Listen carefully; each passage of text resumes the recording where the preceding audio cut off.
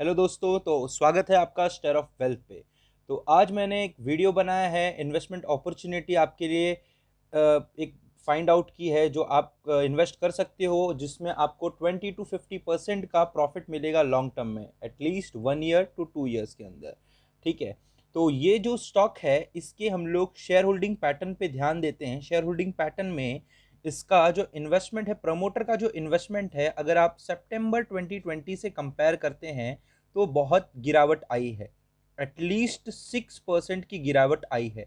But हम लोग इस पे अगर ना ध्यान दें और हम लोग सीधा एफ के डेटा पे ध्यान दें, तो एफ की जो डेटा है वो कहती है कि मार्च 2021 में 3.01 का शेयर होल्डिंग था और जून 2021 में ये 0.12 बढ़ चुकी है, जो कि बहुत अच्छी गुड न्यूज़ है। और अगर आप डीआईआई के जो डोमेस्टिक इंस्टीट्यूशनल इन्वेस्टर है, एफआईआई का मतलब होता है फॉरेन इंस्टीट्यूशनल इन्वेस्टर, तो जो डीआईआई का डेटा है उसमें आप एक मेजर ग्रोथ दे सकते हो।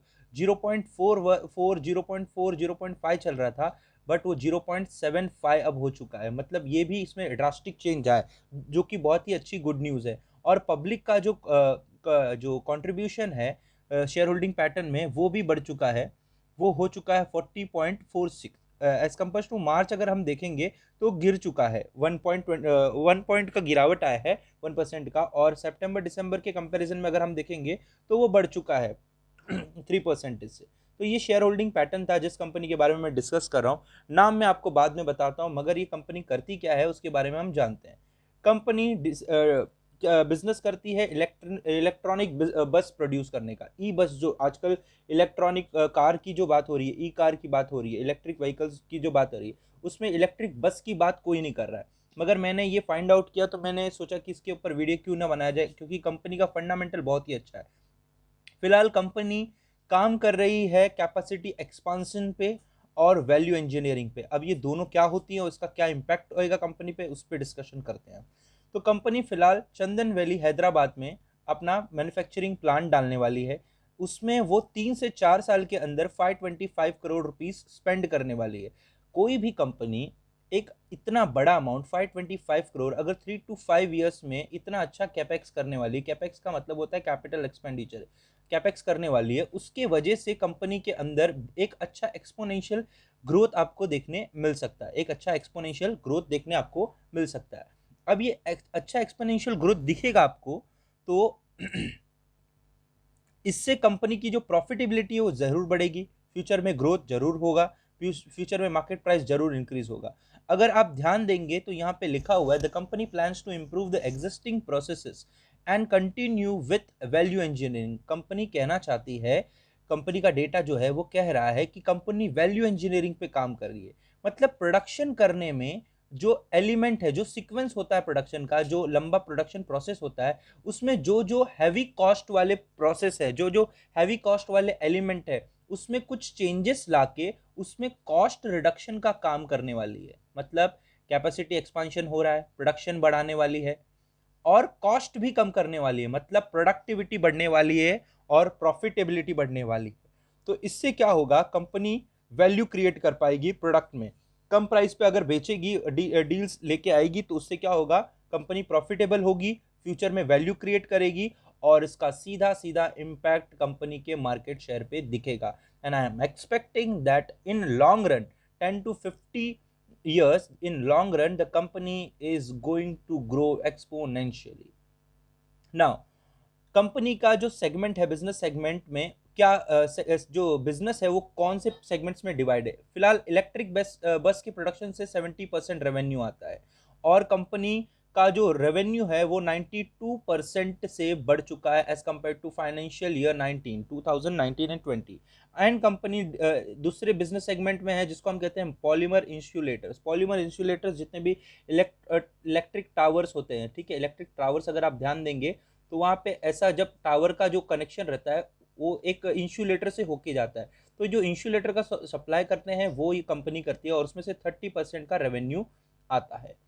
कंपनी की अच्छी खासियत क्या है, अच्छी बात क्या है, कंपनी ने फिलहाल रिड्यूस किया हुआ है डेप्ट, जो कर्ज है कंपनी का वो कम हुआ है। तो इंटरेस्ट जो पेमेंट है, इंटरेस्ट जो पेमेंट करने का, इंटरेस्ट सर्विस जो कर रही है कंपनी, वो कम हो चुका है।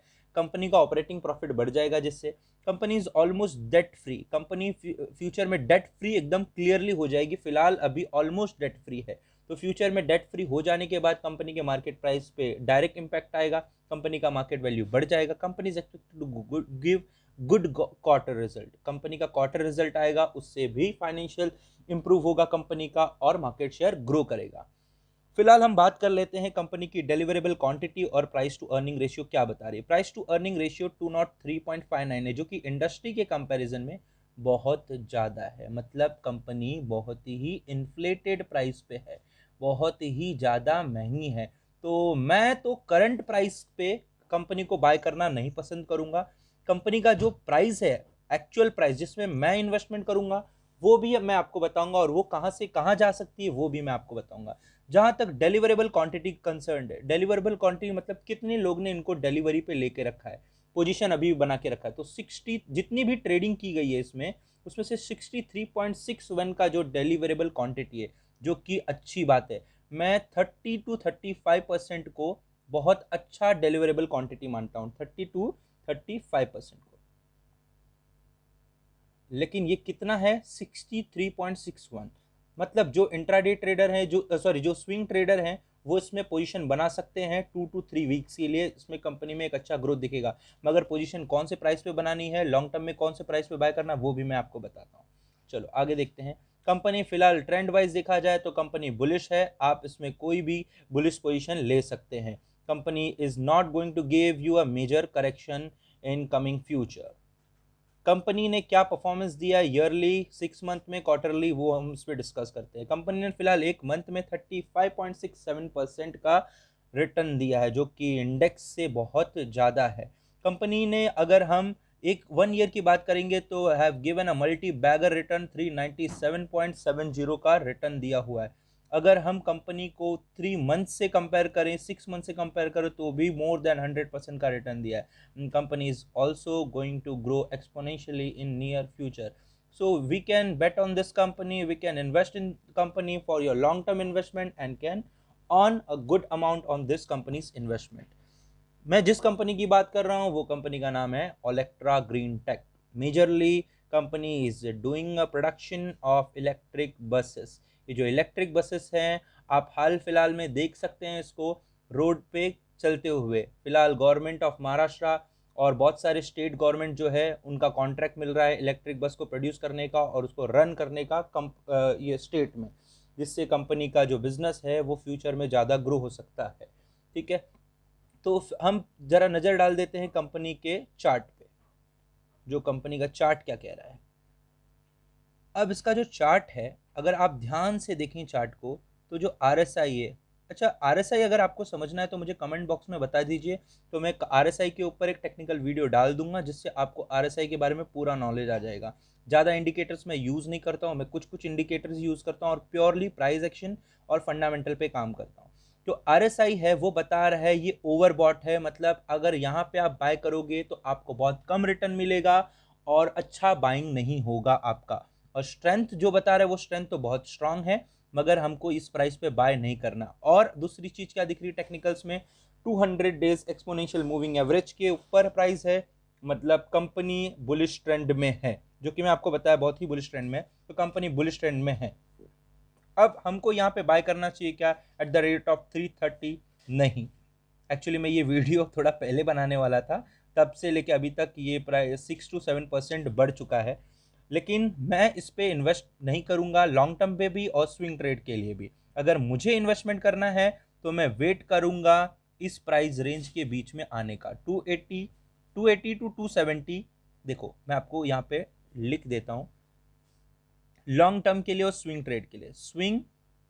फिलहाल स्विंग के लिए आपको किस पे बाय करना है, 270 to 280।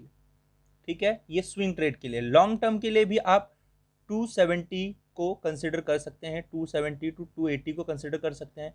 अगर उसके बाद भी कंपनी करेक्शन देती है तो आप वेट कर सकते हैं 240 to 230 का। 240 to 230 के आ जाने पे आप इसमें एक अच्छा अमाउंट डाल सकते हैं। फिलहाल 280 to 270 में एक अच्छा अमाउंट डालिए, फिर उसके बाद 240 to 230। इसके नीचे कंपनी के आने की बहुत कम चांसेस हैं, तो इसमें पोजीशन आप लॉन्ग टर्म के लिए बना सकते हैं। And swing trader you can have a good opportunity here also and in 280 to 270 range also. तो आपको अगर मेरा वीडियो अच्छा लगा तो आप लाइक शेयर एंड कमेंट कर सकते हैं और ज़्यादा से ज़्यादा शेयर कीजिए। मैं अपना इनिशिएटिव ले रहा हूँ आपको वैल्यू क्रिएट कराने के लिए, तो आप भी अपना इनिशिएटिव लीजिए मुझे आगे बढ़ाने के लिए। तो अगर आपको मेरी वीडियो पसंद आ रहे तो कमेंट बॉक्स में आप बताइए आपको वीडियो कैसा लग रहा है और आप और कौन से शेयर्स पे मेरा इन्वेस्टमेंट एनालिसिस चाहते हैं, ताकि आपको फ्यूचर में कुछ अच्छे रिटर्न मिल सके। तो मैं आपको बताता हूँ ये जो मेरे वीडियोस होते हैं वो एजुकेशनल पर्पस के लिए होते हैं। तो जो भी आप इन्वेस्टमेंट डिसीजन ले रहे हैं, क्योंकि वो that is your hard earn money, तो you have to consult your financial adviser और investment adviser, then take your own decision. Goodbye for now.